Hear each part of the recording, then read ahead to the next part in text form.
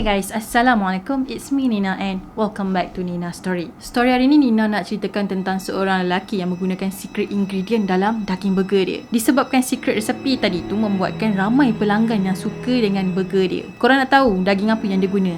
Dia guna daging orang. Sebabnya dia kata daging orang ni rasa dia hampir sama macam daging babi. So kalau memang dicampurkan memang agak susah lah nak dikenal pasti mana satu daging orang, mana satu daging babi. Macam mana dia dapat stok yang rare ni dekat dark web ke? Kalau korang nak tahu macam mana cerita dia, so without wasting any time, let's get started.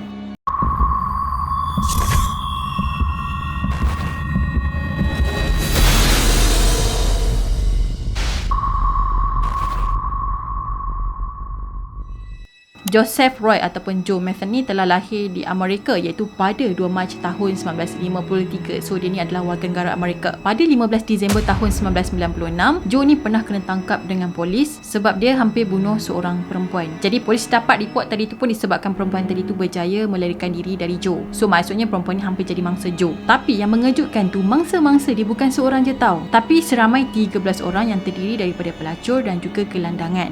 Yang lagi ekstrim tu, Joe sendiri mengaku yang dia menggunakan daging-daging diorang ni untuk dijadikan inti burger dia. And then dia jual pula daging-daging tu kepada pelanggan-pelanggan dia yang singgah kat gerai burger dia. Sebelum Nina continue apa yang dia dah buat dan macam mana kejadian tu boleh terjadi, Nina akan kenalkan dekat korang siapa Joe ni sebenarnya. Dikatakan Joe ni membesar dalam keluarga yang menyedihkan dan selalu diabaikan. Ayah dia pula bukan seorang bapa yang bertanggungjawab dan selalulah minum arak dan suka mabuk-mabuk. Bukan tu je, ayah dia langsung tak peduli dengan family diorang dan memang jaranglah nak spend time dengan family dia sendiri. Bila si ayah ni dah tak berapa nak function, so mak dia lah yang bersusah payah mencari rezeki membesarkan anak-anak diorang yang seramai 6 orang. So nak cari rezeki punya pasal, mak dia pun jaranglah ada dekat rumah sebab mak dia ni buat macam-macam pekerjaan. Bila Joe berusia 19 tahun, dia telah masuk tentera darat pada tahun 1973. Sejak dia masuk tentera ni, dia tak pernah kontak langsung dengan family dia. Bila dah tamat perkhidmatan sebagai seorang tentera pula, Joe ni bekerja sebagai seorang pembalak dan juga sebagai pemandu lori. Tapi kalau dekat Amerika, dia tak panggil lori, tapi diorang panggil sebagai pemandu truck. Pada masa ni lah, pada tahun 1994, Joe ni telah tinggal dengan girlfriend dia dan diorang ni mempunyai seorang anak lelaki yang berusia 6 tahun. Sebagai driver truck ataupun driver lori, Joe ni selalulah outstation berhari-hari untuk hantar barang. Nak pula kalau tempat tu jauh, lagi lamalah Joe ni akan keluar daripada rumah. Sampailah pada satu hari tu, bila Joe balik ke rumah, dia tengok dekat rumah dia tu dah tak ada girlfriend dia dan juga anak dia. Maksudnya diorang ni dah melarikan diri daripada rumah Joe. Girlfriend Joe ni sebenarnya sangat addicted dengan dadah termasuklah Joe sendiri. So Joe pun fikir mungkin girlfriend dia ni dah lari ikut jantan lain semasa Joe pergi outstation menghantar barang. Jadi bila Joe ni dia overthinking, so dia jadi geram dan sangat marah. Dia pun carilah girlfriend dia ni dekat rumah-rumah yang dia tahu dan dekat bawah jambatan tempat girlfriend dia pernah lepak ataupun tempat membeli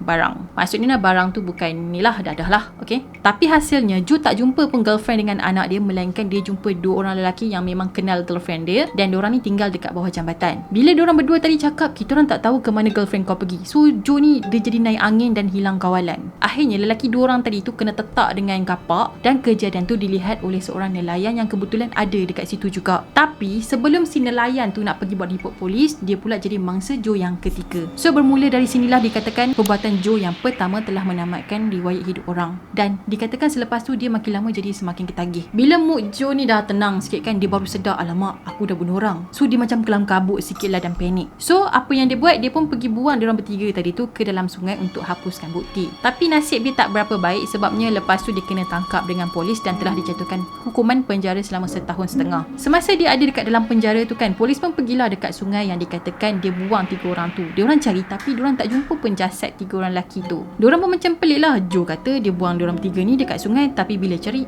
tak ada pula. Bila dah bahan bukti pun tak ada, so Joe pun dibebaskan. Even Joe ada dekat dalam penjara tu setahun lebih kan, tapi dia tahu tentang keadaan girlfriend dia. So masa tu dia tahu yang girlfriend dia ni tinggal dengan seorang lelaki dan tinggal dekat sebuah bandar. Lepas tu girlfriend dia ni dipaksa untuk jual diri semata-mata untuk dapatkan barang tu. Bila polis tangkap girlfriend Joe dengan boyfriend dia yang baru tu, anak dia orang ni telah diserahkan kepada pihak kebajikan untuk dijaga. Even dia dah keluar daripada penjara, dia still lagi tak jumpa girlfriend dia dan juga anak dia. Kali Kali ni Joe cuba cari girlfriend dia dengan cara yang lain pula. So lagi ekstrim. Dia pun pergilah jumpa dekat beberapa orang yang menjual tubuh ni yang tengah menawarkan servis diorang dekat jalanan. And then dia tanya, kau kenal tak girlfriend aku? Kau pernah nampak tak dia? So in case kalau perempuan tu kata kita orang tak kenal ataupun something like that lah, jawapan yang tak memuaskan Joe, diorang ni akan dilanggan dan kemudian akan dibunuh. Dia ni baru je keluar daripada penjara tau, tapi dia dah bunuh lagi 2 orang perempuan. Tapi kali ni jasad diorang tak dibuang ke sungai macam yang sebelum ni. Pertama sekali dia bawa jasad perempuan tu balik ke rumah dia. Kemudian dia kerat, dia masukkan dalam bekas kontainer and then disimpan dalam freezer.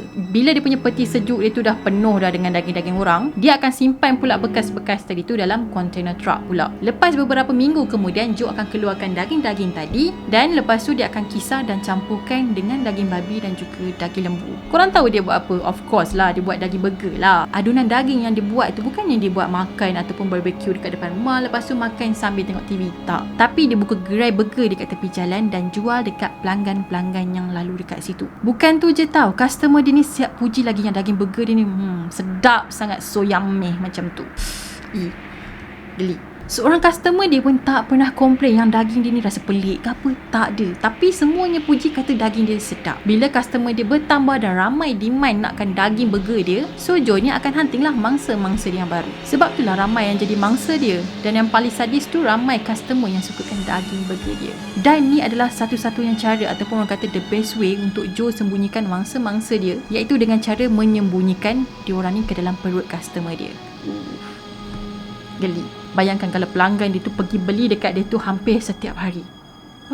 Sampailah pada tahun 1996, Joe ni telah ditangkap oleh polis lepas polis tahu perbuatan gila dia. Masa tu mangsa dia yang bernama Rita ni berjaya melepaskan diri daripada Joe dan dia pergi buat report polis. Joe sendiri mengaku yang dia dah tamatkan ramai nyawa orang, termasuklah nelayan yang dikapakkan sebelum ni. Dia pun ceritalah dekat polis macam mana dia tamatkan riwayat diorang ni dan apa yang dibuat selepas tu. Kalau ikut laporan polis, Joe ni target mangsa dia perempuan yang berkulit putih dan ketagih barang macam kokain dan juga heroin. Kemudian pada tahun 1998, semasa dekat penjara, Joe ni telah dijatuhkan hukuman mati. Tapi pada tahun 2000, hakim ni ubah pula hukuman dia menjadi penjara seumur hidup tanpa parol. Jadi dia akan habiskan sisa hidup dia dalam penjara. Semasa dia dekat dalam penjara tu kan, dia mengaku dia seronok sangat buat semua tu dan sikit pun dia tak menyesal. Tapi dia kata dia masih lagi tak puas hati sebab dia tak dapat tamatkan hidup girlfriend dia dengan lelaki yang girlfriend dia kawan tu. Joe juga sempat pesan tau, dia kata kalau korang ternampak tiba-tiba ada gerai burger yang muncul dekat tepi jalan, sila hati-hati dan ingat kisah dia sebelum korang makan burger tu. Tapi don't worry, Malaysia masih lagi selamat, insyaAllah. Kemudian pada 5 Ogos tahun 2017, ada seorang pegawai penjara yang cek keadaan Joe dan dia mengesahkan yang Joe ni telah pun meninggal pada pukul 3 petang. Pada usia 64 tahun, Joe telah menghembuskan nafas yang terakhir di penjara. Scary.